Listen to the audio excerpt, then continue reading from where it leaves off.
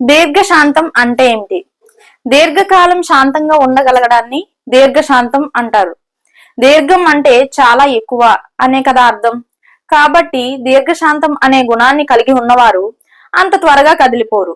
సాధారణ మనుషులు తమ కోపం అణుచుకోవడానికి ఎంతో ఓపిక పడతారు, సహనం చూపిస్తారు. అయితే దీర్ఘశాంతం అనే గుణాన్ని కలిగి ఉన్నవారు దానికి కొన్ని లక్షల రెట్లు ఓపిక పడతారు, సహనం చూపిస్తారు. చెప్పాలంటే ఈ దీర్ఘశాంతం అనే గుణం ఉన్నవారు అత్యంత మానసిక శక్తి కలిగి ఉన్నవారు. సర్వ సృష్టికర్త అయిన దేవుడే దీర్ఘశాంతుడై యేసుక్రీస్తు రూపంలో మనిషిగా ఈ భూమి మీద 33.5 సంవత్సరాలు జీవించారు. తన దీర్ఘశాంతం అంతా చూపించారు. ముఖ్యంగా దుర్మార్గులైన మనుషులు ఆయనను అతి ఘోరమైన నీచమైన సిలువ శిక్షకు అన్యాయంగా అప్పగించినప్పుడు ఆయన చూపించిన దీర్ఘశాంతం మనకిప్పుడు మాదిరిగా ఉంది. ఇప్పటికీ ఆ దీర్ఘశాంతమే చూపిస్తూ మన జీవితాల్లో మంచి మార్పు కోసం రోజు రోజు ఎదురు చూస్తున్నాడు యేసుక్రీస్తు.